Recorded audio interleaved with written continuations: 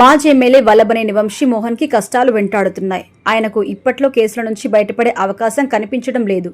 గత 100 రోజులుగా ఆయన అనేక కేసుల్లో రిమాండ్ ఖైదీగా ఉన్నారు. ఇప్పటి వరకు ఆయనపై 7 కేసులు నమోదయ్యాయి. 5 కేసులకి సంబంధించి బెయిల్ వచ్చింది. మరో కేసులో వాదన ముగిసింది. కోర్టు తీర్పు కూడా వెల్లడించనుంది. అయితే ఇంతలోనే ఆయనపై మరో కేసు కూడా నమోదైంది.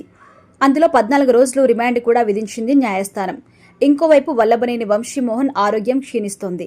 శ్వాస తీసుకోవడంతో సైతం ఆయన ఇబ్బంది పడుతూ కనిపిస్తున్నారు.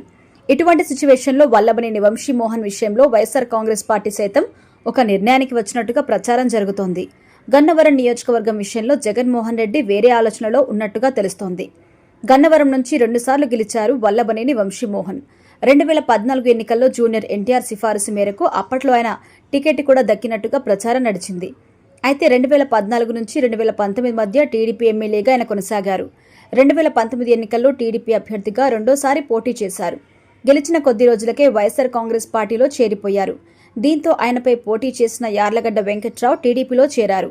2014లో వైసీపీ అభ్యర్థిగా పోటీ చేసిన దుట్ట రామచంద్రరావుపై గెలిచారు వల్లభనేని వంశీమోహన్. 2024 ఎన్నికల్లో వల్లభనేని వంశీమోహన్తో ఇష్టం లేనట్టుగా దుట్ట రామచంద్రరావుకి పనిచేయాల్సి వచ్చింది. అయితే ఇప్పుడు నియోజకవర్గ వైసీపీకి అండగా ఉండేందుకు కొత్తగా తనను ఇన్ఛార్జ్ చేయాలని రామచంద్రరావు జగన్మోహన్ రెడ్డిపై ఒత్తిడి తెచ్చారు.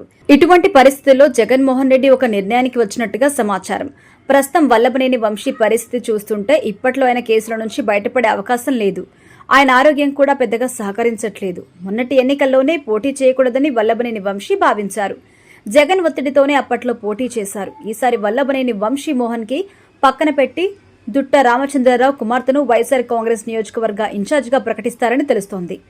రామచంద్రరావు కుమార్తెతో పాటు అల్లుడు జగన్మోహన్ రెడ్డికి అత్యంత సన్నిహితుడు.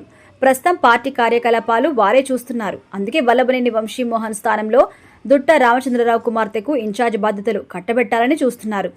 మరోవైపు మరో మహిళా నేత సుంకర పద్మ కూడా ప్రముఖంగా వినిపిస్తుంది ఆ పేరు. ఆమె సుదీర్ఘకాలం కాంగ్రెస్ పార్టీతో కొనసాగుతున్నారు. పీసీసీ ఉపాధ్యక్షురాలుగా ఉన్నారు. పీసీసీ అధ్యక్ష పదవి ఆశించారు. కానీ షర్మిల రూపంలో ఆ అవకాశం లేదు. ప్రస్తుతం షర్మిల నాయకత్వాన్ని విభేదిస్తున్నారు. త్వరలో ఆమె వైఎస్ఆర్ కాంగ్రెస్ పార్టీలో చేరుతారని ప్రచారం. అయితే ఆమెది సొంత నియోజకవర్గం గన్నవరం. అందుకే వైఎస్ఆర్ కాంగ్రెస్ పార్టీలోకి తెచ్చి నియోజకవర్గ ఇన్ఛార్జ్ బాధ్యతల్ని కట్టబెడతారని ప్రచారం నడుస్తోంది. కానీ దుట్ట రామచంద్రరావు సీనియారిటీ, ఆయన కుటుంబం పార్టీ కోసం శ్రమిస్తున్న తీరు ఈ పరిణామాలతో వారికి అవకాశం ఇస్తారని కూడా తెలుస్తోంది. చూడాలి మరి జగన్మోహన్ రెడ్డి ఎలాంటి నిర్ణయం తీసుకుంటారో.